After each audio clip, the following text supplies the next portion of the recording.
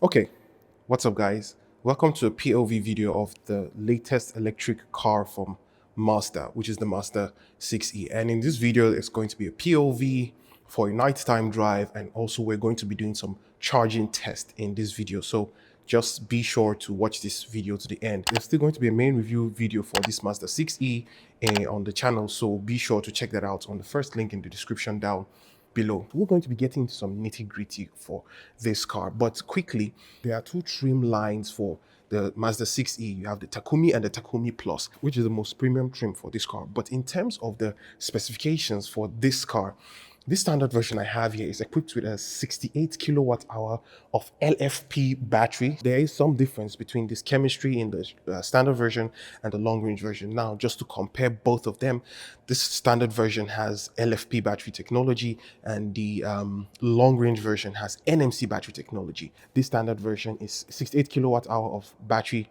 capacity, and the NMC in the long range version is 80 kilowatt hour of battery capacity. Both long range and standard range are built on a 400 volt battery architecture. Now, this is where it ends. The differences begins in the charging rating or the charging speed of the standard and the long range. Now, this standard version I have here is DC equipped. It can charge at a DC speed of 165 kilowatts. And now get this, the long range version with NMC battery technology has a lower charging rate of about 90 kilowatt charging capacity. From someone who's considering the Mazda 6e, I'll say that the trade-offs are not worth it for me between the standard version and the long range version. So if I'm out in the market for a Mazda 6e, I'd rather stick with the standard range version. And of course, the standard range version is also cheaper than the long range version. Now let's quickly jump into the interior of this car, and hey, let's just start from the rear. And there you have it. You can see how beautiful this interior is. Like I mentioned, this Takumi Plus is the premium trim for this car, and you have Napa leather and suede interior. This two-tone interior of brown and black makes this interior a very beautiful place to be in. You have also, panoramic glass roof, which are, separated individually. I don't mind that, honestly. It still makes this interior look airy.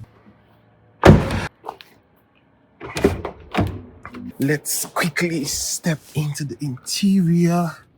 I like the design in this car. You can see the philosophy for the Kudo design in the flow of this interior. It's not too exuberant. It's just simplistic and exquisite. This two-tone design in the steering wheel just reminiscent of a Bentley. But let's head out on the road and see how this car drives. Since we're in a tight parking spot, I'll pull up the camera, and this helps, honestly. It's quite good to have this camera here.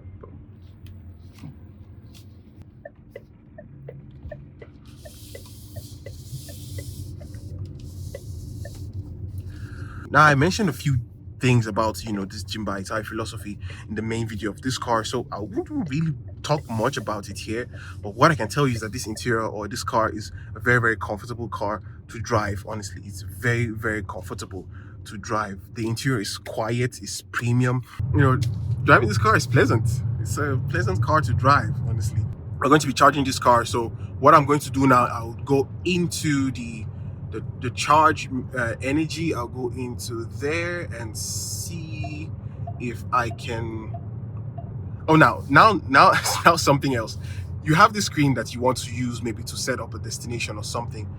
This car would beep at you at any instance you just look away from the road or something like that, if I should say, because this camera here, this infrared camera here, it monitors your eyes constantly to make sure that you're paying attention to the road. But when you just look a bit, like I'm trying to do now, and it just notices that you've looked away, even though yes, you still have your eyes on the road, and I'm pretty much looking at the screen, maybe like getting distracted, and it starts beeping. Just know that this car would beep bong at you. The speaker behind my head, if I go above a speed limit, that speaker, the voice assistant behind, the voice assistant will route the voice through the back of my head and say, hey, you're going above the speed limit. I have never experienced that in another car apart from this one. Now, what I want to do is preheat the battery for charging, and I can do that through the infotainment screen here, and Well, it's a bit hard to do, but hey, you see, it's now beeping at me. Look forward. Pay attention to the driving. But let's see. Approaching a roundabout. Rounding about, rounding about, rounding about. Rounding about, rounding about, rounding about. Rounding. Focus. Now, in my use of this car, first need to mention that the temperature is a bit extreme. We are at -6 degrees. We have been doing about 19.9 kilowatt hour of per 100 kilometers of battery consumption. Now, if we use that figure of 19.9 kilowatt hour per 100 kilometers with the battery capacity of this car of 68 kilowatt hour of battery capacity, that gives us a total range of this car of 350 kilometers of range. Of course, the WLTP range of this car, in ideal conditions is about 470 kilometers, but hey, we have 350 kilometers. Although this car has been giving me just close to 300 kilometers in total range. We've just stopped now and we're at 18% state of charge, and what I want to do is to preheat the battery before we drive over to the charging station. And I can do that through the screen. That is when we go to the energy flow.